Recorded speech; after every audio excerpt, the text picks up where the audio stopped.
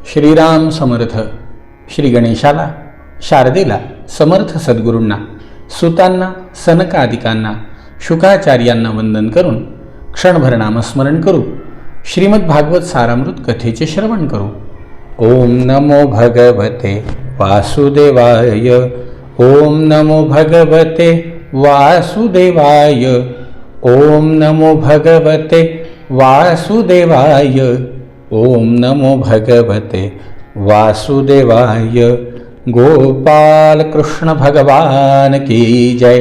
सच्चिदानंद रूपाय विश्वोत्पत्त्यादि Hathaway तापत्रय विनाशाय श्रीकृष्णाय वयं नमः. श्रोते हो, नमस्कार. शौनकादिक मुनी म्हणतायत, सूत महोदय, आपण भागवताचे तत्व जाणणारे आणि अनेक विषय जाणणारे आहात. सर्व शास्त्रांच्या सिद्धांतांसंबंधी आम्ही आपल्याला एक प्रश्न विचारू इच्छितो. तांत्रिका परिचर्यायान केवलस्य श्रिय पतेः अंगोपांगयुधा कल्पन कल्पयन्ति यथा चयैः तन्नो वर्णय भद्रन्ते क्रियायोगं बुभुत्सताम् येन क्रियानैपुणेन मर्त्यो याया दमर्त्यताम्. भगवान आपले कल्याण करोत. आम्ही क्रियायोगाचे संपूर्ण ज्ञान प्राप्त करून घेऊ इच्छितो, कारण कौशल्याने आणि योग्य तऱ्हेने त्याचे आचरण केल्याने मनुष्य अमरत्व प्राप्त करून घेतो.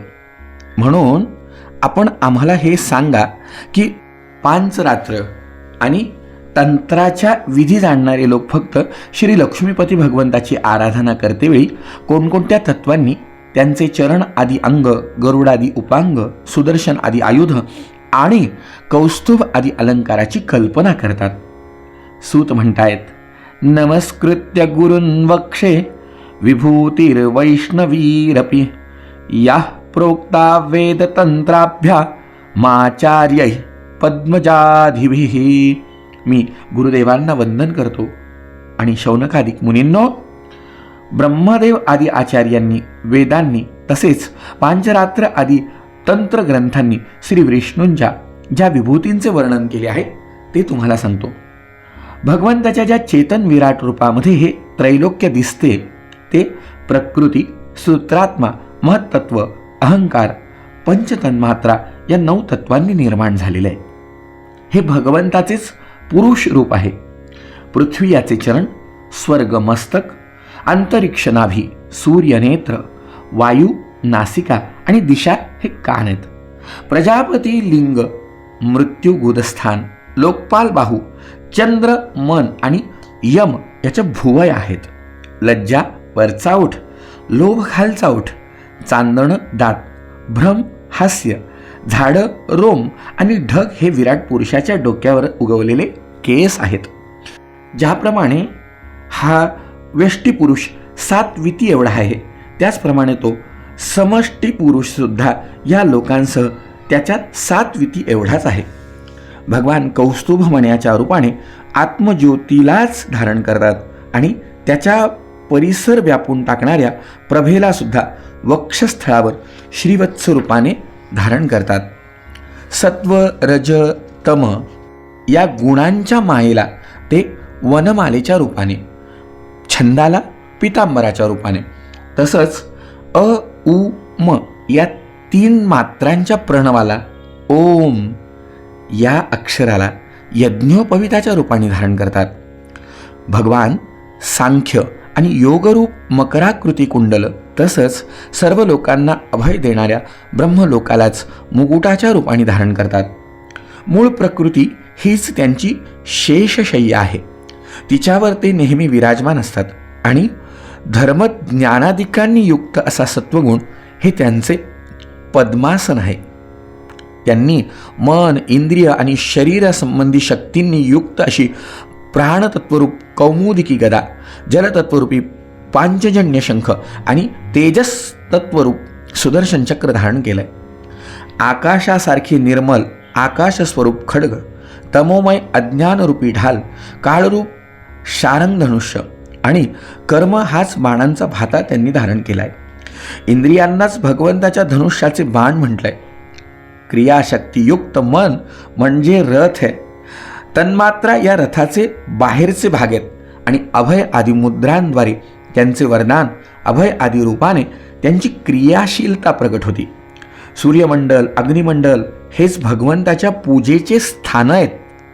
अंतःकरणाची शुद्धी म्हणजेच मंत्रदीक्षा आहे आणि आपली सर्व पापे नाहीशी करणं हीच तर भगवंताची पूजा आहे. समग्र ऐश्वर्य, धर्म, यश, लक्ष्मी, ज्ञान आणि वैराग्य हे 6 गुण रूप लीला कमल भगवंत आपल्या हातात धारण करतात. धर्म आणि यशाला अनुक्रमे चौऱ्या आणि पंखांच्या रूपाने, तसंच निर्भयधाम वैकुंठाला छत्र रूपाने त्यांनी धारण केलंय. 3 वेदांचेच नाव गरुड आहे. तेच अंतर्यामी परमात्म्याचे वहन करतात. आत्मस्वरूप भगवंतापासून कधीही विभक्त न होणाऱ्या त्यांच्या आत्मशक्तीचं नाव लक्ष्मी आहे. भगवंताच्या पार्षदांचे नायक विश्वक्सेन, पांचरात्र आदी आगमरूप आहेत. भगवंताचे स्वाभाविक गुण असणाऱ्या अणिमा, महिमा आदी अष्टमहासिद्धींनाच नंद, सुनंद आदी 8 द्वारपाल म्हणतात. शौनका, वासुदेव, संकर्षण, प्रद्युम्न, पुरुष स्वयं. स्वतः भगवानच वासुदेव, संकर्षण, प्रद्युम्न आणि अनिरुद्ध या 4 मूर्तींच्या रूपाने आहेत. त्यांनाच चतुर्व्यूह म्हटलंय. तेच जागृती अवस्थेचे अभिमानी विश्व होऊन बाह्य विषयांना ग्रहण करतात. स्वप्नावस्थेचे अभिमानी तैजस होऊन मनाने अनेक विषय ग्रहण करतात. तेच सुषुप्ती अवस्थेचे अभिमानी असे प्राज्ञ होऊन विषय आणि मनाच्या संस्कारांनी युक्त अशा अज्ञानाने झाकले जातात आणि तेच सर्वांच्या साक्षी अशा तुरीय अवस्थेत राहून सर्व ज्ञानांचे अधिष्ठान या स्वरूपामध्ये राहतात.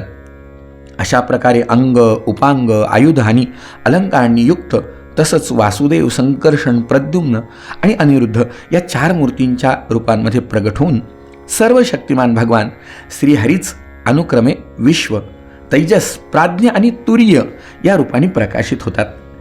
तेच सर्व स्वरूप भगवान वेदांचे मूळ कारण आहे. तेच स्वयंप्रकाश आणि आपल्या महिम्याचे परिपूर्ण असे आहेत. ते आपल्या मायेने ब्रह्मदेव आदी नावांनी आणि रूपांनी या विश्वाची सृष्टी, स्थिती आणि संहार करतात. परंतु त्यामुळे त्यांचे ज्ञान कधीही झाकले जात नाही. शास्त्रांमध्ये ते वेगवेगळे असल्याचे वर्णन केलेले आहे, हे खरं आहे. परंतु ते आपल्या भक्तांना आत्मस्वरूपानेच प्राप्त होतात.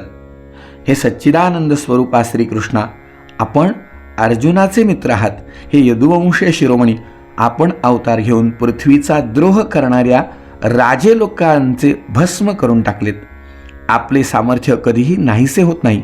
गोपींचा समूह आणि नारद आदी भक्त नेहमी आपल्या पवित्र यशाचे गायन करतात. हे गोविंदा, आपले नाम, गुण आणि लीला आदींचे श्रवण करण्यानेच जीवाचे कल्याण होते. आम्ही सर्वजण आपले सेवक आहोत.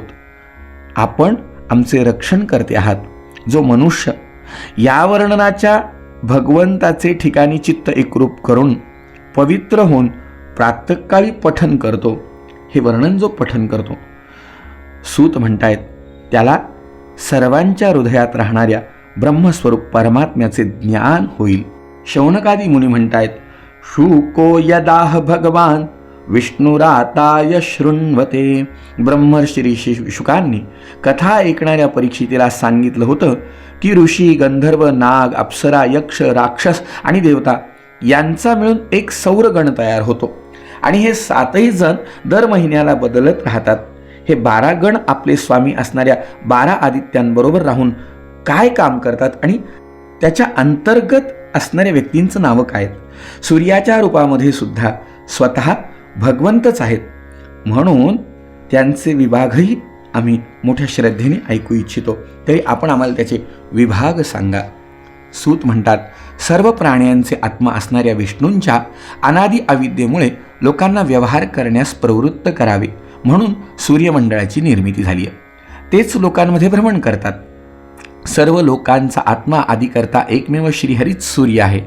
सर्व वैदिक क्रियांचे मूळ असणारा त्याचे ऋषींनी अनेक रूपात वर्णन केले. शौनका, एक भगवानच मायेमुळे काल, देश, क्रिया, कर्ता, साधन, कर्म, वेदमंत्र, द्रव्य आणि फळ या 9 प्रकारांनी सांगितले जातात. काळरूप धारण केलेले भगवान सूर्य लोकांचे व्यवहार नीट चालण्यासाठी चैत्र आदी 12 महिन्यांमध्ये आपल्या निरनिराळ्या 12 गणांसह फिरत असतात. शौनका, धाता नावाचा सूर्य, कृतस्थली अप्सरा, हेती राक्षस, वासुकी सर्प, रथकृत यक्ष, पुलस्त्य ऋषी आणि तुंबरू गंधर्व हे चैत्र महिन्यामध्ये आपापली कार्य पार पाडतात.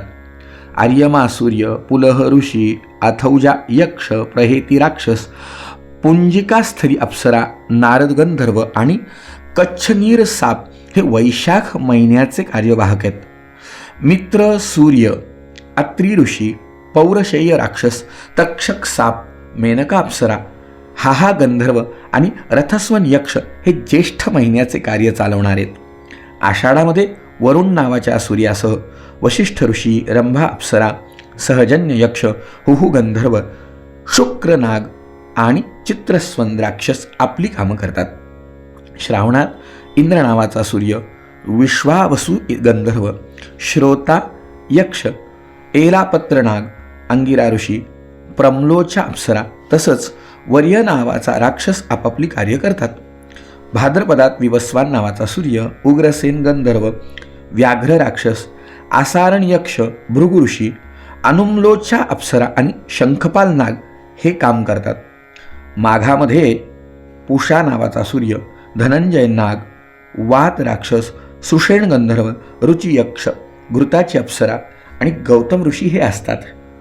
फाल्गुन महिन्यात पर्जन्य नावाचा सूर्य, क्रतू यक्ष, वर्चा राक्षस, भरद्वाज ऋषी, सेनजित अप्सरा, विश्वगंधर्व आणि ऐरावत साप हे असतात.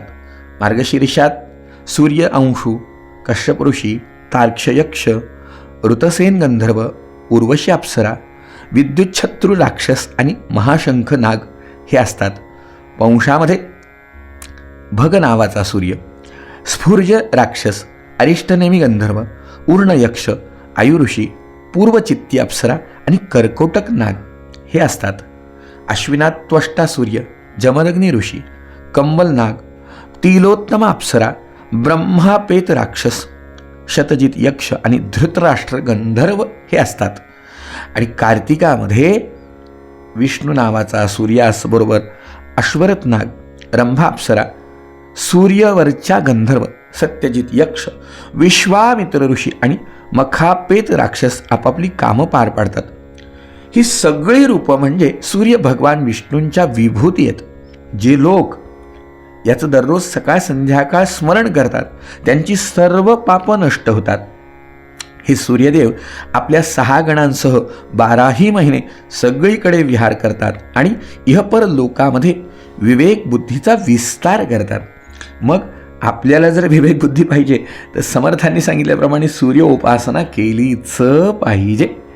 भगवंताच्या गणांपैकी ऋषी ऋग्वेद, यजुर्वेद आणि सामवेदातील सूर्यासंबंधी मंत्रांनी त्याची स्तुती करतात.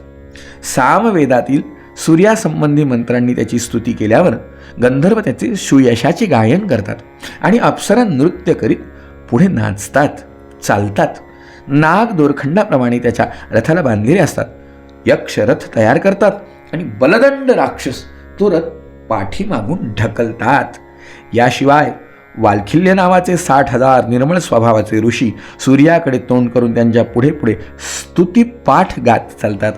अशा प्रकारे अनादी अनंत अजन्मा भगवान श्रीहरी हेच प्रत्येक कल्पामध्ये आपापल्या स्वरूपाचा विभाग करून लोकांचे पालन पोषण करत असतात. सुतांची स्वारी म्हणती, मुनींनो, आपण विचारलेल्या प्रश्नाचं मी तुम्हाला थोडक्यात वर्णन सांगितलं. आता तुम्हाला सांगणार भागवताची अवतरणिका उद्याच्या भागात.